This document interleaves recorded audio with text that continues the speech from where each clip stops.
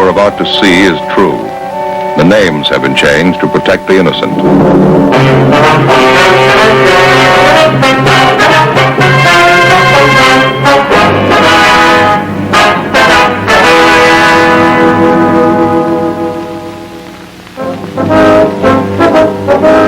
It was Sunday, March 3rd. We were working the night watch out of robbery division. My partner's Frank Smith. The boss is Captain Didion.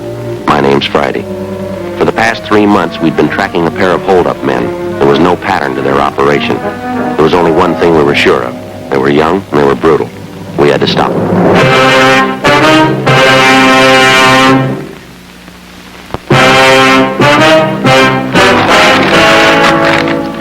You don't know much about shopping, do you, Joe? No, not a great deal. That's what I thought. Got a couple of tips for you. You see these grapefruit? Mm-hmm. Thin-skinned. Yeah, that's the way they're good. No, Joe. Grapefruit is a tropical fruit. The thick skin protects it from the sun. Sweeter that way. Boy, I never heard that before. Yeah, you don't know much about shopping either. And look at the butter. Yeah, what's the matter with it? Well, that's more than we're used to paying. Bakery wasn't open, huh? Sure, I got the stuff. Where's the raisin bread? Right there. No butter horns? No, they don't make those on Sundays. I got bear claws instead. Take a look at them. Wait a minute. You're not going to touch those, eh? Well, I want to show them to you. Yeah, but not with the hands, Joe. Look. Reach in, try to use a piece of paper. So. Easy. Try it. Yeah, easy? Sure. Now, when you were in the store, didn't the girl take this out of the counter with a piece of paper and put it in the sack? Nope, she used her hands. Even went to the wrong bakery, huh?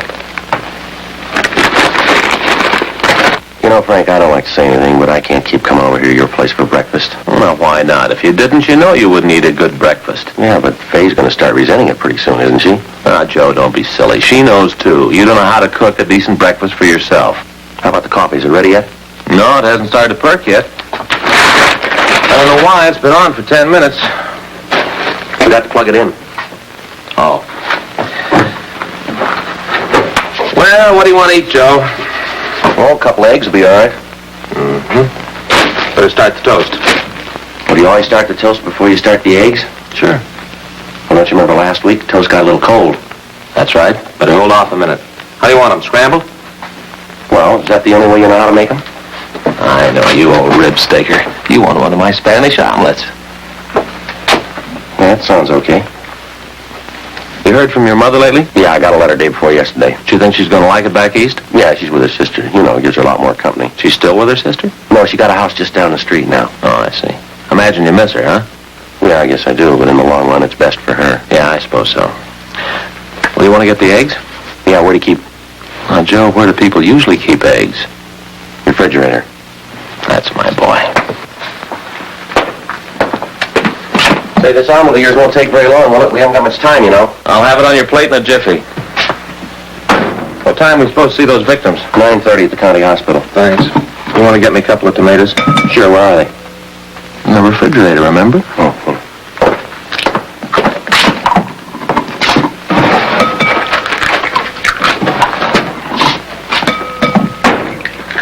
28 jobs in 3 months. Those guys really move, don't they? Yeah. Now, these are nice tomatoes, Joe. I bought these. That Hollenbeck job last night, the vicious punks. Yeah. There was no reason to work the old man over the way they did. What'd the doctor say? Well, he's going to get over it, but they knocked out all of his front teeth. 50 years old. Same M.O. every job. Aren't you going to peel those? Well, no, Joe. The skins are good for you. 90% of the good's inside the skin. How about a big Bermuda? What? Bermuda onion. Oh, yeah. Will you get it for me? Where? Oh, yeah. Where? Right down there in the vegetable crisper. No, Joe, down there in the bottom in that bag. Oh, yeah.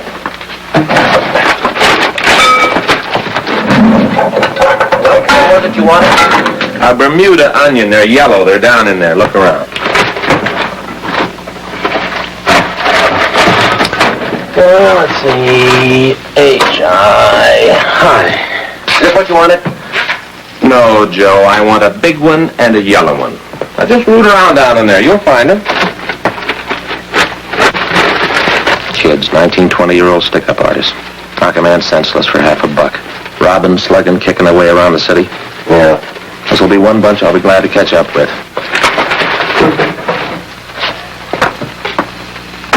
There you go. Was that the biggest there was? Yeah, there was red ones like that, yeah. Now remember, Joe, this is a Bermuda. Yeah, no. Wait a minute, you're going to peel that, aren't you? What, and lose half the flavor? No. Well, I don't know, I always peel them. Joe, never peel them for an omelet. Remember?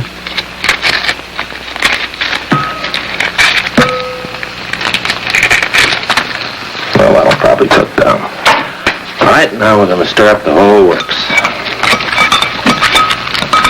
Looks good, doesn't it? Yeah. You going to put it in that pan there in the stove? Yes, sir. It's a little hot, isn't it? It's sure smoking. Well, that's how you make a Spanish omelet, Joe. Hot fire, let fire do the work. Is that so? Into the pan. Now, Joe, the secret of a Spanish omelet is you got to work fast. What are all those little brown things on the top? Oh, those the onion skins. Oh, it doesn't look right to me. Wait till you taste it. I get it. Yeah, you better. I can't leave. This is a beauty. Hello. Yeah, he's here. No, this is Friday. Oh, hi, young. Yeah, Yeah, well, we're supposed to see them at 9:30. Oh, Newsstand, huh? Yeah. You betcha. Right. Bye. Just look at that, Joe. Yeah. The best Spanish omelet I ever made. That's too bad we're not going to have time to eat it.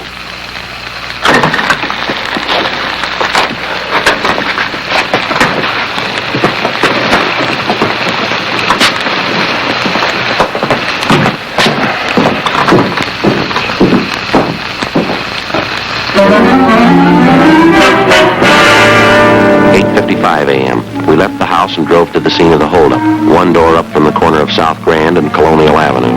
The victims were Mr. and Mrs. John Wilden, proprietors of a small newspaper and soft drink stand just off the intersection. Mrs. Wilden was being carried to a waiting ambulance when we got there. She was unconscious. From her forehead to her chin, her face was a swollen mass of welts. Her nose had been broken, and she had fractures of the jaw and cheekbone. Her husband, John Wilden, age 56, had a single bruise on his forehead over his left eye. We questioned him after the ambulance attendants gave him first aid. His description of the hold-up men tallied almost perfectly. One was a redhead. Another one had dark hair, both about the same height. I'd say as tall as you are, officer. Matches, Joe. Kid bandits, huh? Frank, what's that by your foot there? Where? On the floor. Oh, look, the matches. There. Thank you. These yours, Mr. Wilden, these matches? No, I don't smoke. For your wife's, maybe, huh? Oh, don't think so. Neither one of us smoke.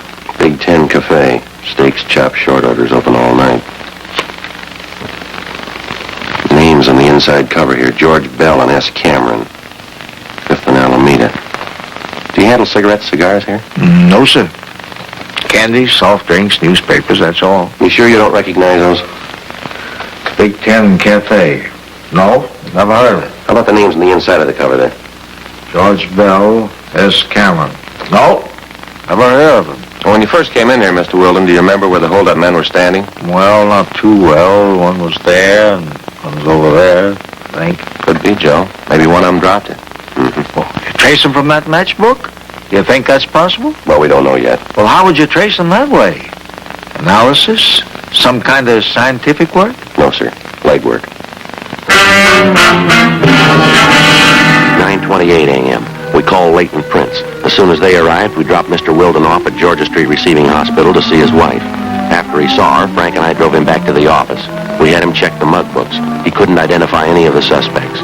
We had the crime report typed up and got out a supplementary broadcast on our original APB. We asked Lieutenant Edward Swan and R&I to run the names George Bell and S. Cameron through the files for a possible make. We checked with the restaurant advertised on the cover of the matchbook, the Big Ten Cafe. The manager of the cafe failed to recognize either the names on the matchbook or the descriptions of the hold-up men. 9:52 a.m. We checked back in at the office. I'll get it. Right. Robbery, Smith. Oh, hi, Ed.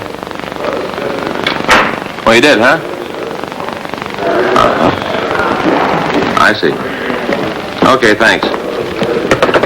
Swan? Yeah, he ran a make on the name George Bell and Sam Cameron. They've been running together. Both got long juvenile records. Good. You get an address on them? Yeah, they won't be hard to find. What do you mean?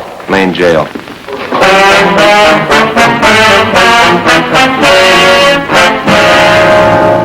5 days before, George Bell, a laborer, and Samuel Cameron, a part-time jewelry salesman, had been booked at Main Jail on charges of being drunk and disorderly. The day after his arrest, Cameron was bailed out. Bell was still in jail. Frank and I went down to the Main Jail and talked to him. He didn't fit the description of either of the bandits. He was very cooperative, but he stated that he had been very drunk and he couldn't remember too much. I just don't know, Sergeant. Sam and I went out and tied one on. When I came to, I was in the drunk tank. You have no idea at all how your names got on this matchbook, huh? Oh, I'm trying to think. We were pretty well heated up, Sam and me. That's another thing, that dirty Sam. What do you mean? Well, he gets a friend of his to come down here and bail him out. You think he'd do anything for me? Nah, and I bought the liquor. He lets me sit here now. Dirty Sam. You think he might remember about the matchbook? I don't know. I'm disgusted with him. If you see him, you can tell him that. Just let him know he's off my list. How about the address there on the matchbook, George? It says 5th and Alameda. Does that mean anything to you? Weren't you and Cameron hitting some of the spots around that area? No, we were messing around over in Dogtown. We didn't get down by Alameda at all. Well, now it must have some tie-in for you. 5th and Alameda. No. Only guy I know down there is Sanchez. Wait a minute. Yeah. Just a minute. Sanchez, Gus Sanchez. Sure, I wanted to see Gus. I thought he put up bail for us. Yeah, go ahead. Well, this other mooch is in the tank next to me, see. Somebody had popped bail for him, and he's getting out in an hour. And I asked him if he'd call Gus for me, and he said he would. So he writes my name down, and he writes down Sam's, too. Dirty Sam. And he writes down Gus's address. Yeah, 5th and Alameda. You remember what this man looked like? The one who took your names? Let's see. No, everything was going wrong. He was kind of tall. I don't know. Would you remember him if you saw him again? The guy did me a favor. I'd remember him. I'm not like that dirty Sam. Now, how about his name? Did he tell you that? No, I didn't ask him. I should have, huh? You're sure about the day this man was released, huh? Positive. Same day I came in, Tuesday. Okay, Bell, thanks a lot. We'll be checking back with you. All right, what about this guy? You got a beef with him, huh? Maybe if he's the one we want. What'd he do? He lost his matches. Frank and I left the interview room and went down the hall to check with the officer in charge. We paged through the release book and found that 57 men had been bailed out or discharged from the jail on the previous Tuesday. We went back to the record bureau and had them pull the mug shots on all 57 men. We then took the pictures back to the Main Jail and showed them to George Bell. This one, I think. I can't be sure. I think that's him. George Bell had tentatively identified the mugshot of a Fred Gunther, WMA, 21 years old. Gunther had a previous record of grand theft auto, purse snatching, and drunk charges. His picture matched closely with the description of one of the suspects. 4 p.m. We contacted the Kid Bandits' most recent victim, John Wilden. We asked him to look at the same group of mugshots we'd shown to George Bell. Here. This here. He's one of them. You sure, Mr. Wilden? And he's the one who slugged me. Who is he? His name's Fred Gunther. Oh, then you know him. Want me to identify him? Yes, sir, when we find him.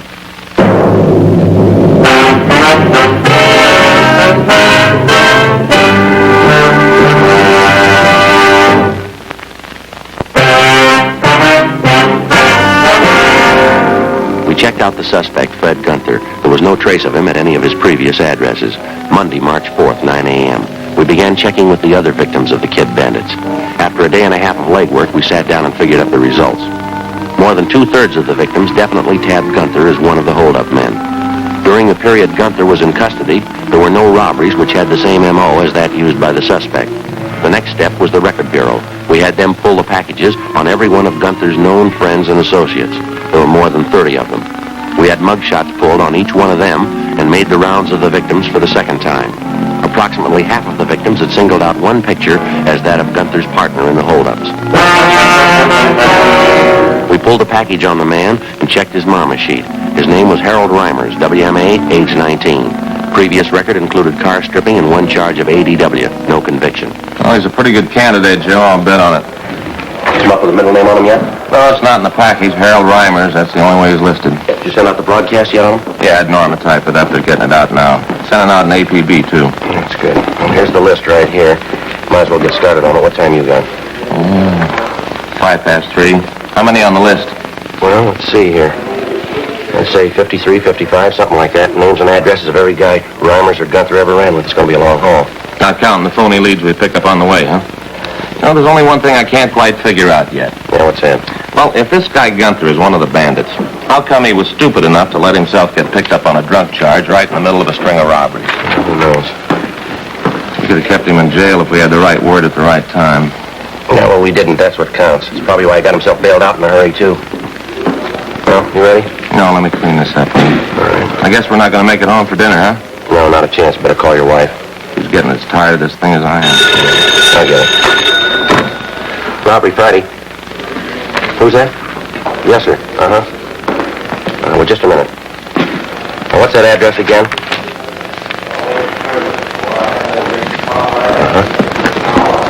Yes, sir, right away. What do you got? There's a bartender over on Central Avenue read about the case in the paper this morning. Yeah. Says he can show us where to find Gunther.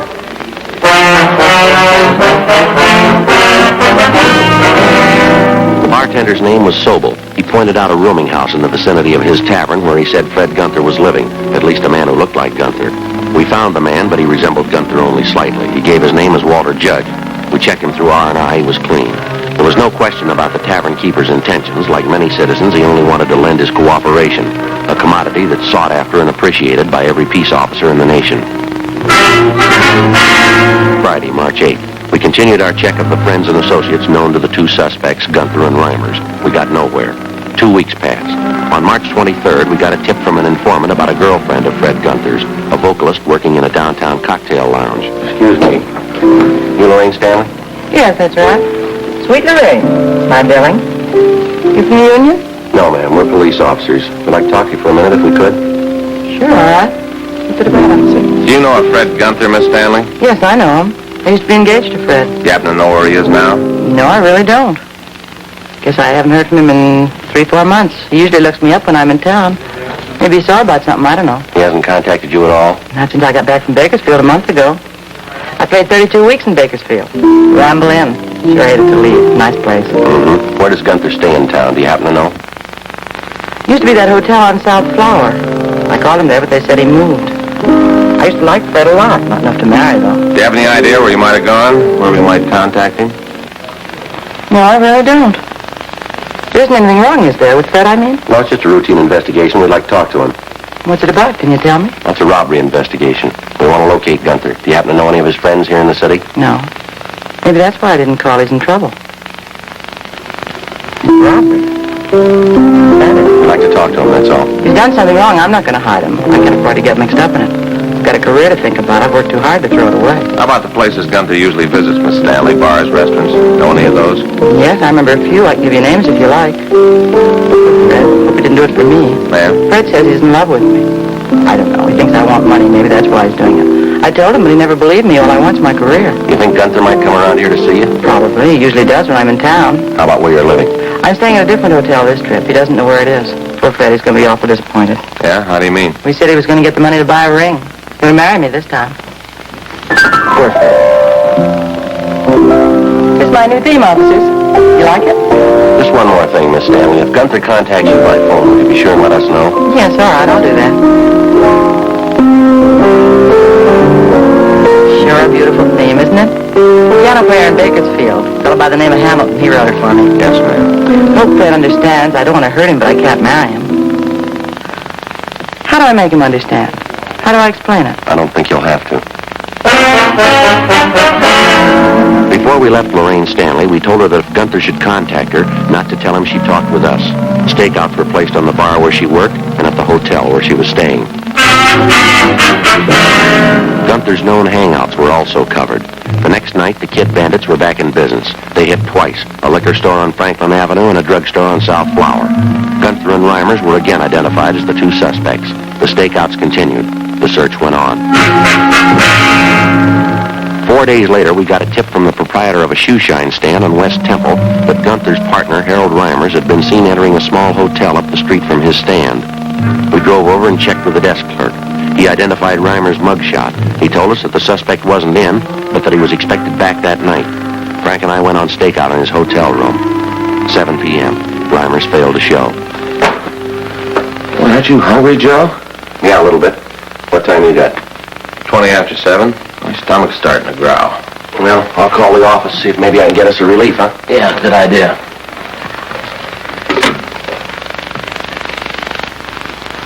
Hello. Yes, would you be kind enough to get us Michigan 5211? Well, yes, sir, I understand. We'll pay for it. Well, yes, sir. Yes, I know about the service charge. That's all right. On the way down, all right? Fine. Yes, thank you. Michigan 5211.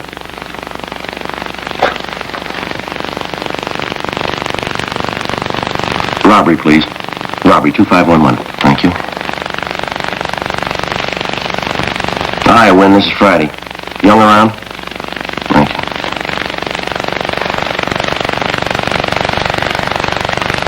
Hi, Young. This is Friday. We're sitting out here at the...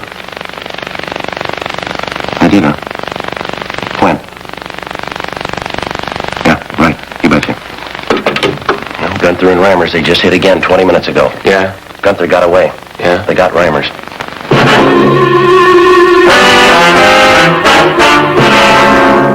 7:45 p.m. Frank and I got back to the city hall and went to the squad room. Together with Young and Carr, we tried to question the suspect, Harold Reimers. We talked to him for over an hour.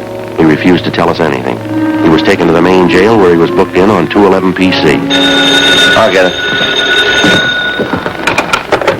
Robbery, Smith. Oh, yeah, ma'am. He's right here. You, Joe. Thanks. Friday talking. Oh, yes. Yes, ma'am. How are you, Miss Dan? He did, huh? What did he say? Uh-huh. You bet. Yes, ma'am, right away. Lorraine Stanley over at the bar. Just got a call from Gunther. Yeah? Says he's on his way over.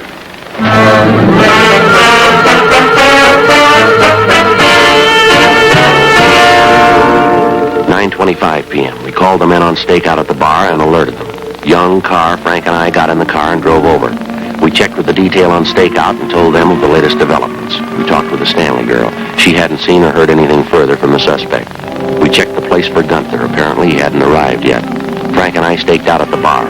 Young and Carr covered the rear entrance. We waited.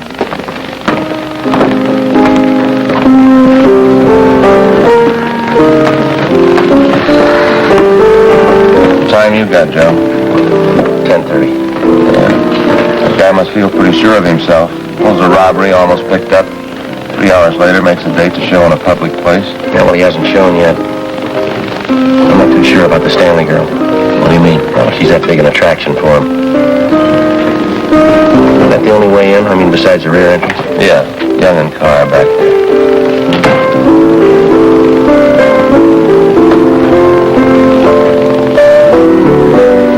That's him, Joe.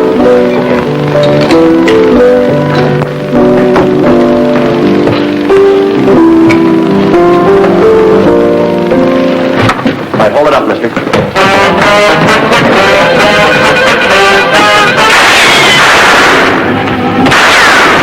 Get back out! Get out of the door!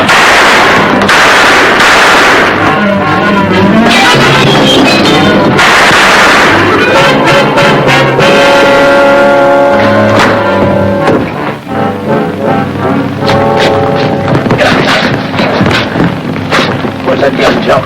I think it went out the window. Young and Carr. Young, there's a gun outside. When you want to pick it up? You stay with him. We'll call in. All right, folks. Let's go back to your seats. Nothing to say here. Just sit down, Max. It's all over. Sit down, it's all over. Please. Nothing more to say here. That's all there is. Thank you. You got a dime? Yeah, here. Thanks. Hey, Joe. Yeah. As soon as we take Gunther downtown, we're coming right back here. Why? What do you mean? Take a look at that fry cook. Yeah. That fellow makes a Spanish omelet exactly like I do.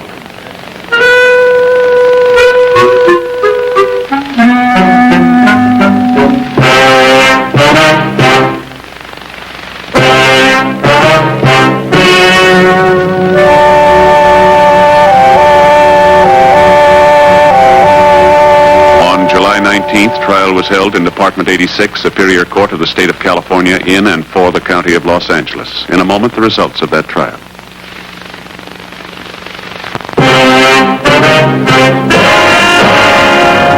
The suspects were tried and convicted of first-degree robbery 5 counts and assault with a deadly weapon 4 counts. First-degree robbery is punishable by imprisonment in the state penitentiary for not less than 5 years. Assault with a deadly weapon is punishable by imprisonment in the state penitentiary for a period not to exceed 10 years.